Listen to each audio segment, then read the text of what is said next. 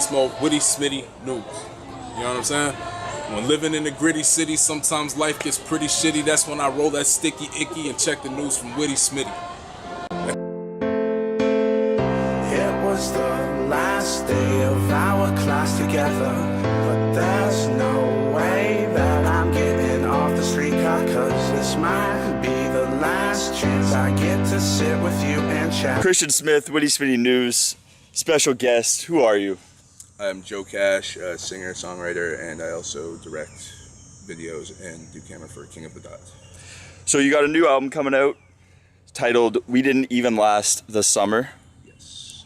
Features Concrete Feet, Streetcar, 1950 something. You all have videos for the three of them? Yes, you can find them on my YouTube page, Joe Cash Productions. But yeah, the EP will be coming out. It's great that I can actually say this because like I literally figured out what day I'm releasing it last week. So August 2nd, I'm releasing it.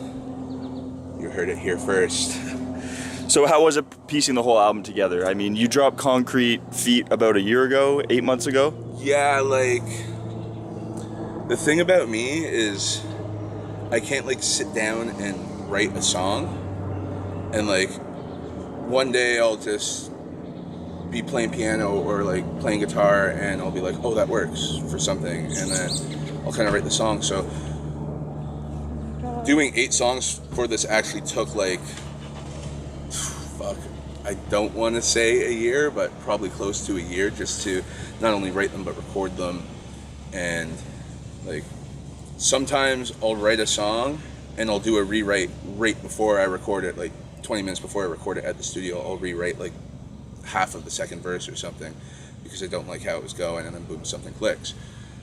But yeah, it's like it took me a while to do, but I'm pretty proud of what I was able to do. Oh yeah, no, it's a great with it, and great album. I've you. taken it in probably 3 or 4 times already in 2 days. yeah, thank you, man. I appreciate that too. And like it's one thing that like I kind of always struggled with over the years was like finding people to listen to my music and finding a way to get my music out there, because like I did punk rock for years. Like I played bass in like an indie rock band for a long time, but like I was always a songwriter, but like the mediums I was going through were not anything that would really get me recognition outside of like a select few people. So to finally be like having my music come out and like people are coming up to me at events and like messaging me and are like, hey dude, like I love your new song, it's like it makes me feel really good, and like in like the sense that like I appreciate that like people like my music for what it is after like kind of making music for so long. But it's like, well, yeah, thank you, like you've made my day just because you like my song. Like, yeah, it was never something I ever thought was would happen possible with music. No, it's the same with me. Like I've been doing these interviews for like 8 months, and I've had people come up and be like, yo, I like your interviews, like I watch your interviews. Like it's really mind blowing, to be honest. It is. I know exactly like, what you and mean. that's the thing, like, and you don't want to like a lot of people like misconstrue like being proud of like what you've finally been able to accomplish as like cockiness or something. And there's definitely like there's cocky people and shit, but like I just like it means a lot to me that people like it and that I'm finally doing something people like, and it makes me feel good in that sense, and it makes me feel like all the years of kind of like making music are starting to pay off, not in like a money sense or anything, but just that people are connecting with it. Yeah, I want to shout out Lex. Like, he didn't set this interview up or anything, but he's actually the one, he posted 1970 something on Facebook. Yeah. I listened to it because I trust his judgment, and I was like, wow, why haven't I heard this before? And then I met you, I think, the next event, and here we are now. Yeah, exactly. And shout out Lex Luthor, because that post got me a lot of new fans, and like a lot of new fans like yourself that are like actually interested and like are like, yo, let me know when you have a new song, or let me know when the album's coming out. Like, and yeah, so shouts out Lex for doing that. Like, you actually helped out a lot with that last video, man. Cheers. Fucking A. So the last video you shot was Streetcar. So how did the video come about? I mean, did you have to like get a permit or something to shoot on the streetcars, or did you just go in there and kind of wing it? We honestly, like, it was a 4-person crew for like obvious reasons. We didn't want to have it like a camera, one guy to like block the camera guy from the driver's view, and then me and my friend Katrina, who's in the video with me. And we just basically just bought everyone tokens and was like, here's your token. And I bought a couple so we could get on twice. And we just went to the back. Camera guy sat in front of us, and then the other guy stood behind the camera guy and walked out. Shouts out to my camera guy John Belknap and my other camera guy Trauma, because they made it happen. And it was like, we were really nervous, but like no one even cared. So we just kept going, and like I was worried, as I was saying to you earlier, I was worried that like the footage wasn't going to come out the way I wanted to, because we would be too sketchy about trying to shoot it and get in trouble. But Yeah, like it didn't look like that at all. it came out perfectly.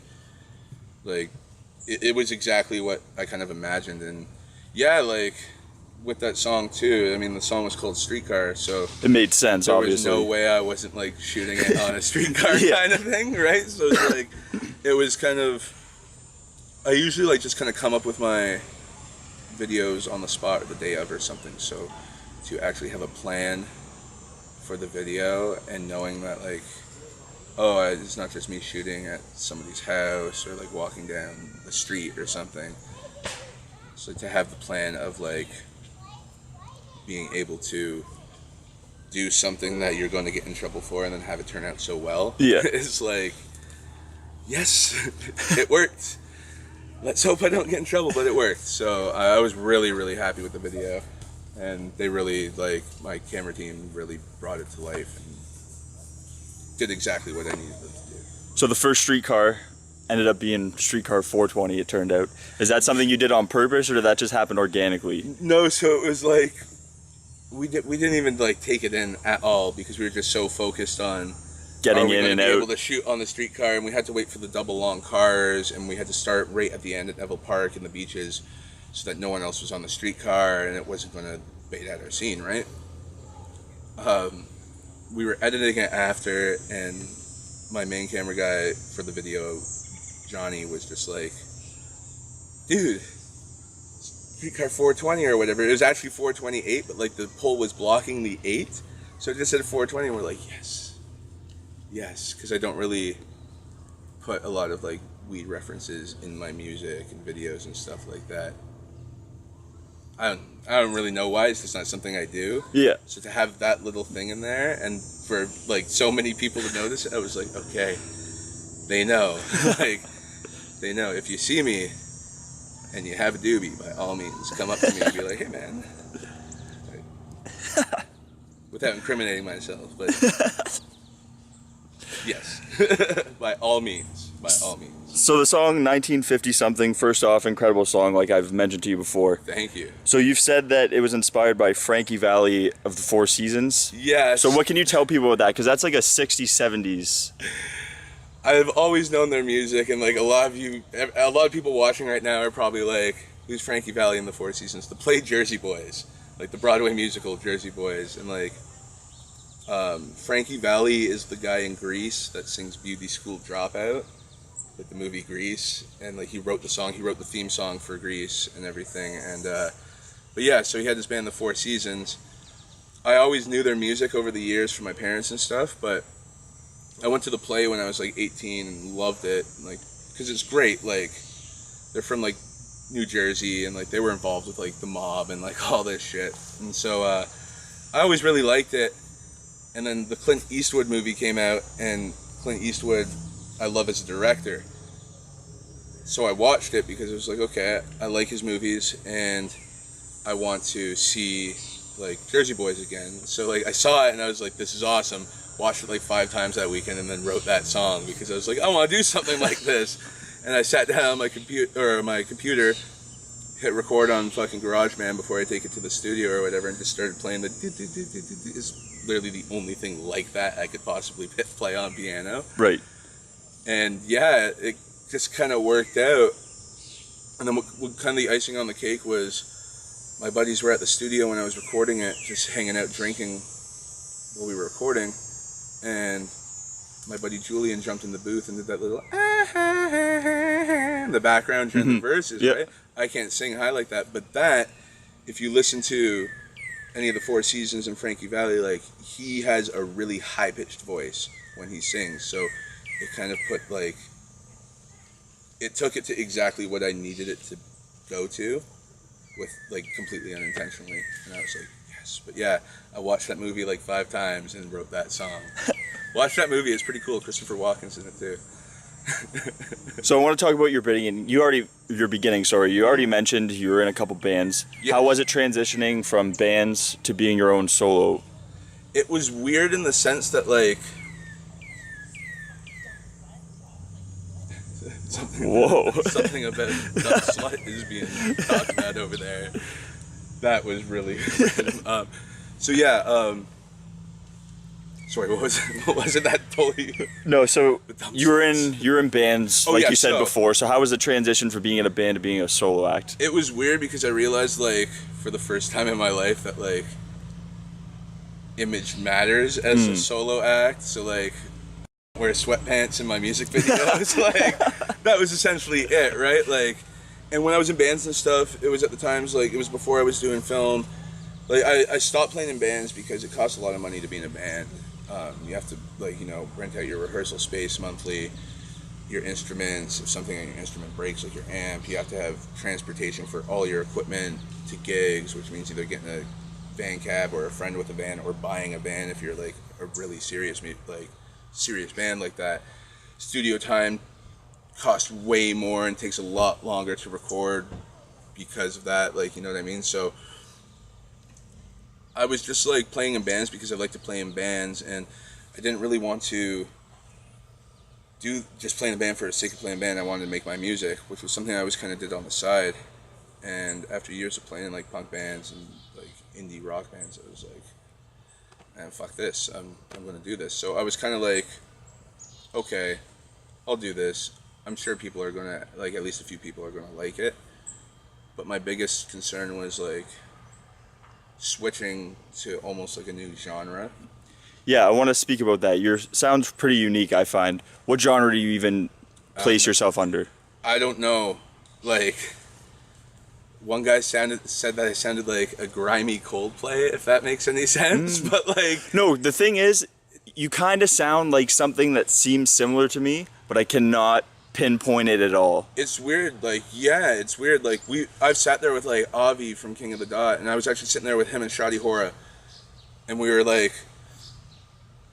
Avi was like, I don't really know how we like what we do with this, because I don't really know like what to do with my music, because I'm not sure where to like how to promote Where to it. gear it, Do like I- what stations to give it to, and yeah, things and, like that. what demographic do I promote it to?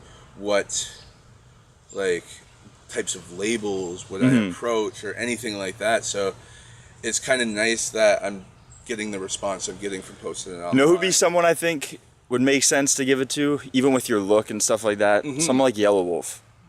Yeah, like, Because he's really off the rap now. Like, his new album is a way different yeah, style. he's like almost singing now. Yeah, like, you he know what I is mean? singing Yeah, now, like, really. that's what I mean. Yeah. Like, he's singing now, and it's like, that's the thing. Like, all I ever, because I grew up in the city, so I'll say like, I play like urban music, because like, growing up in the city, and I live in the city, and I make music, like, that's really the only thing. Another thing is like, maybe I'd call it adult contemporary, because contemporary means after like a certain point in See, like, someone's- history, and so like, and like my music deals with like adult themes. So like, Someone said to me, easy listening, yeah, because it is very easy to listen. It You is can sit easy down listening, for any time of the sure. day. and like, and so that's the thing. Like, and that's what I wanted with it. It's actually funny that you mentioned that. Is I wanted like the easy listening aspect of it, but just for like to kind of have the influences in the actual like songwriting and the lyrics and stuff to be a bit more like geared towards like a younger crowd, or like just a crowd I relate to more. You know what I mean? So yeah, like, I don't know. Easy listening urban adult contemporary. I'm your favorite easy listening urban adult contemporary Artist. So 'Cause I don't think there's another one. So it's mine now. you also mentioned earlier, besides great music, you do awesome music videos. You do work for King of the Dot. Yes. So what is it that got you into battle rap? Who's your favorite battler? Your favorite battle all time? Yeah, these are always the best questions, especially like working with King of the Dot, just because like I get to go back and like think about like all of it, right? So for battle rap, like I used to like I grew up without cable. We had like 9 channels until I was like 18 years old in my house. And so it was like I grew up without cable, which seems like whatever, big deal, right? But I didn't have access to a lot of things, so I would go on the internet. I remember watching like Gin Battle on Freestyle Fridays and like Whiteout. You remember Whiteout on Freestyle Fridays? He held it for like in 2002, 2003. He held it for like a month and a half or something. And he always had that one line, and that was the line that like always stuck with me from anything like that was... I remember Poster Boy on that too. Yeah, yeah, exactly. Poster right? Boy was fire. So like, and I was just seeing like you're watching these little quick time clips on a webpage that are this big, shit, right? And you're like, you got your headphones in if they're swearing in it because your parents are gonna be like, turn that shit off. But like, I remember the one line was like, "What's the matter, dog? Am I too hype for you? No, I'm like Jay-Z shorts. I'm too tight for you." And I was like, that's amazing. Like I'm like fucking 12, 13 years old, right? I'm like, that's fucking amazing. And then like when I was around 15, 16, I saw Iron Solomon battling online in like the barber shop and like, shirt and tie and shit. And my buddy just like showed me that at his house. And then like I kind of forgot about it because I was like playing in bands and like doing shows. Yeah, I was just preoccupied with other things. I didn't have like my own computer and shit. Like we had the computer at my house that was like my dad's work computer. So I'd go on it for like, 2 hours a day or something when I got home or some shit like that. And which fucked me up, thanks parents, because like, you're great parents, but like, now I just sit on my laptop all day and you scream at me to go outside. Like, come on guys. But no, like, in all seriousness, it was that and it kind of fell by the wayside. And then I was in my basement one day and my younger brother Dean was watching, it's like Pat Stay versus Holohan or something. And it was like, this exists still? Like, this is still, where's the beats? What? I was like, oh my god. So I went to like a couple events, like low-key, didn't know anyone. Yeah. And then I actually met Avi on the bus. It's like I swear it's the one time the guy's ever taken the bus in his life, because he always has a car or a rental, or he's in an Uber or something. And I meet this guy on the bus, because he's wearing his King of the Dot sweater. I was like, how can I get involved? He puts me in touch with Mr. Conspiracy to do like the street teams and putting up the posters. And then he saw through my Facebook that I filmed. And he's like, oh, hey, I'll put you on film crew with my guys for a trial run, see how you do. And it was like, okay, cool. And like, that's what I wanted to do. I wanted to get involved with the filming aspects of thing, right? So it was so random that I met this guy on the bus and I was actually on my way to a dishwashing job interview. And I got the job and I turned it down because I was like, yeah, this happened like for a reason. I'm like, I'm not a big like, oh, look at this doggy. Sorry, it's like you'll be pet soon. But yeah. So yeah, meeting Avi on the bus was like, I'm like, okay, I'll go with King of the Dot because I wanted to anyway. I was doing music videos and stuff and I wanted to work doing this stuff and because I love battle rap. So that really kind of was just like, they didn't really have a reason to give me the chance, but they did. Yeah. And it worked out great. And like being able to make these big events happen and stuff. And like help, I love that like with Blackout, I'm staff. I don't even know the matches. And even if I could find them out, I don't want would, to. I'm a fan. I want to know who's battling when it happens, right? But yeah, like, it's just really cool that they fucking gave me the shot and I'm still here doing it. I think it's going on 3 years now or something like that. World Dom 4 was my first event on camera, like doing camera and stuff. So yeah, favorite battler, favorite battle, and favorite battle you filmed. Okay, favorite battler. This one's always a hard one because like I'm friends with like some of them, so like I never want to be like, oh. They gotta have tough skin. This is their job. No, of course. Like honestly, man, I'd say Hollow the Dawn. I don't know, and it's weird because at first I didn't really like him because of his voice, and then like I kind of got past that. You know, when you first like start seeing someone's battles, you judge them so quick, right? Yeah. But like, yeah, I'd probably say Hollow. Like, him or like, and then like Diz and Pat would be close second and third, like in no specific order, but like I'd say Hollow just as an overall battler. And like I was really disappointed with the Joe Budden battle because like I was like, yes, Hollow, like you can, like you're like the guy to be doing this. It was closer than people give it credit for.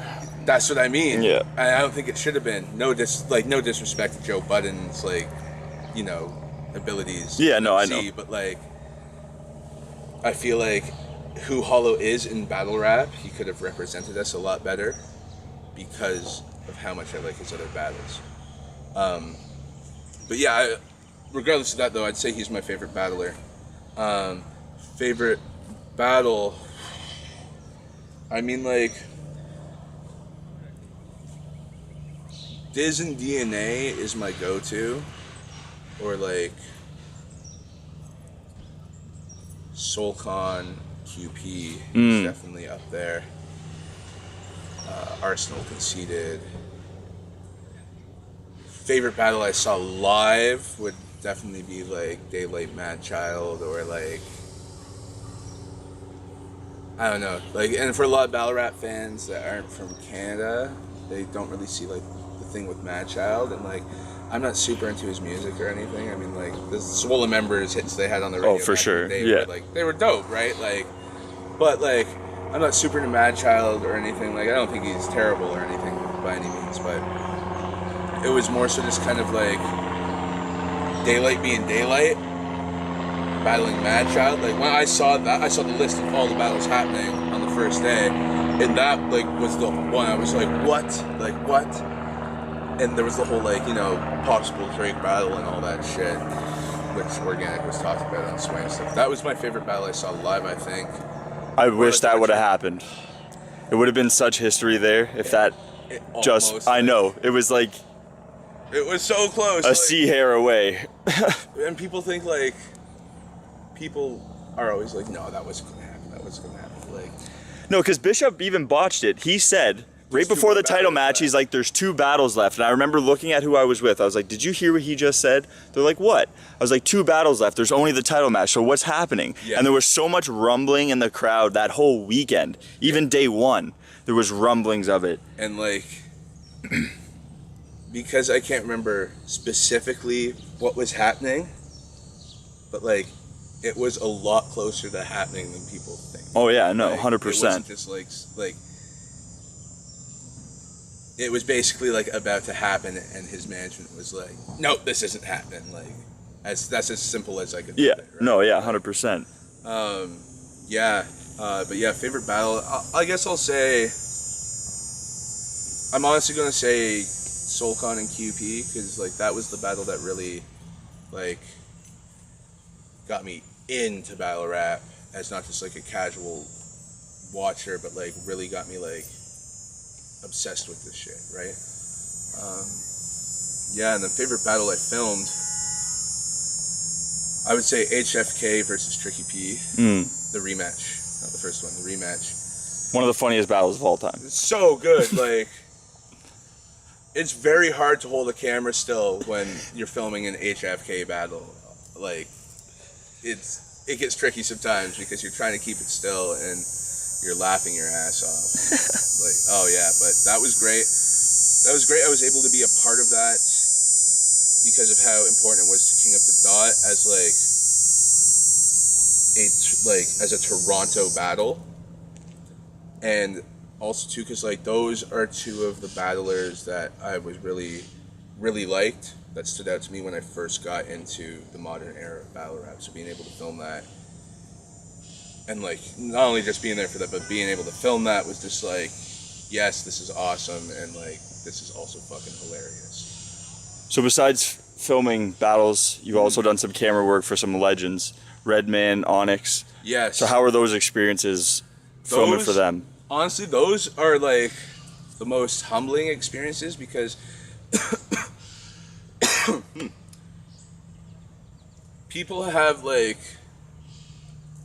you know how like one celebrity or like someone like one famous person is a dick, and then everybody thinks all famous people are dicks. Like when you meet these guys and like when I filmed the Swollen Members show, Prevail was like so nice to me on stage and was like patting me on the back all night and stuff, and it's like Redman like messaged the promoter like / my producer Matt, who did the show, and was like, tell Joe I love this video, like I want to put it up on the website and all that stuff. And like it's kind of cool to see like that like these people aren't assholes. Like you know what I mean? Or you meet like when fucking Sticky Fingers grabbed Sean's camera and started filming himself and filming the crowd and then brought it back to him. It's like that could not have gone better, you know what I mean? And yeah, oh look, Weed Whack is back. But yeah, like from the punk bands I've worked with, the big punk bands I've worked with, and the big rappers I've worked with and stuff, Serious Jones, that was a great one. Because like we hit up the strip club on a Monday at like last minute at like 9 p.m. and like if you ever have the opportunity to go to the strip club on a weekday with Serious Jones, do it, because it will be the fucking time of your life. Like it was really strange but really awesome at the same time. Like guy walks out at the end of the night with like 2 girls under each arm and like we're out front. He's like, hey, there's my friends, and then like, oh yeah, like we go back to his buddy's condo and like filming there. That was great, and like he's a great guy. He doesn't really like talk to people much. Like he says what up to people, but like he is kind of like a more like standoffish guy at first. But when you get to actually know him and like he wants up to you, he's a great guy. And that was one of the most ridiculous experiences in my life.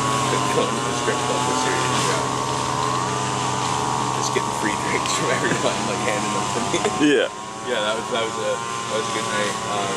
Yeah, it's always really cool to like meeting people and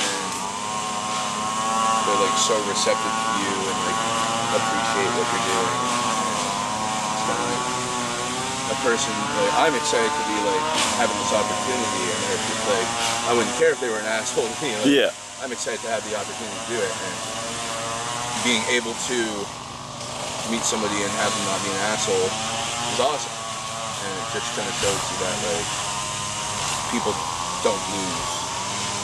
They don't disconnect from reality in most cases. So August 2nd, the album comes out. August 2nd, the album comes out. Where can they find it, find you on Twitter, all that? So on Twitter and Instagram, it's Joe Cash KOTD. On Facebook, Joe Cash. YouTube, Joe Cash Productions. joecashmusic.bandcamp.com. I think that's all of them. And they'll be in the description box of the video. Yeah, so like if you go to any of my videos on YouTube, my Bandcamp is in the description. You can click on that. And August 2nd, if you go there, when it turns midnight on August 2nd, it will be in the description box, and you can download that shit for free, or you can give me money if you want, because I'd rather people download it and it get out there and they send it to all their friends than like force people to pay for it. But if you want to give me a bit of money, that's okay too. Yeah, but that's where to find me. Yeah. Thank you.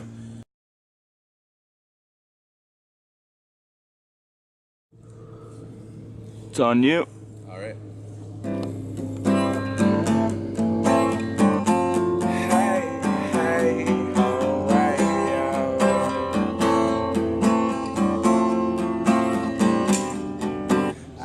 Say, baby, it's driving me crazy. You left me out here in the rain.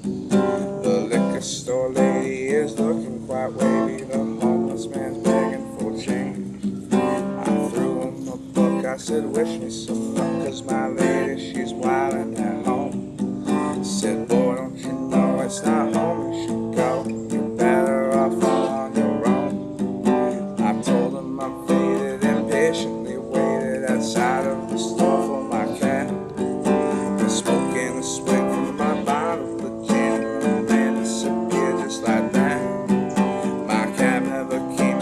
In the rain, smoking my cigarette down.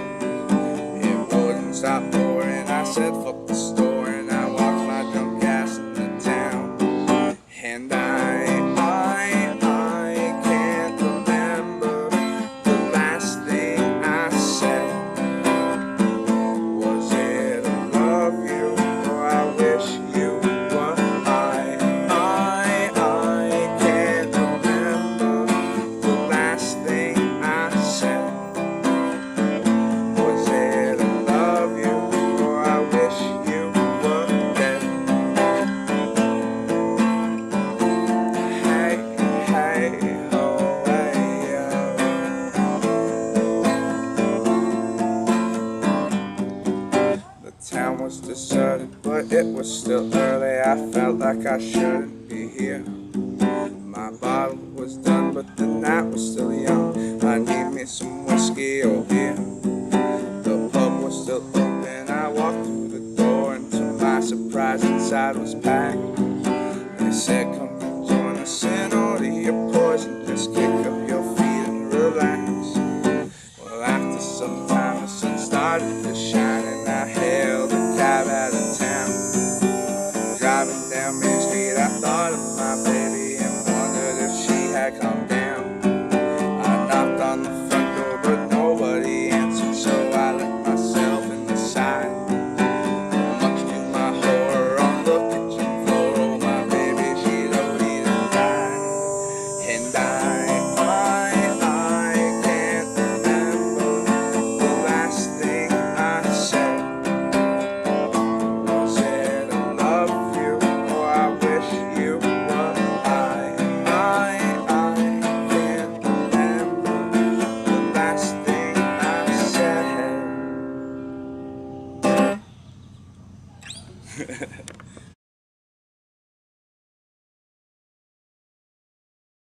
I'm Joe Cash and I'm a competitive baby. I'm so happy I had that on right there.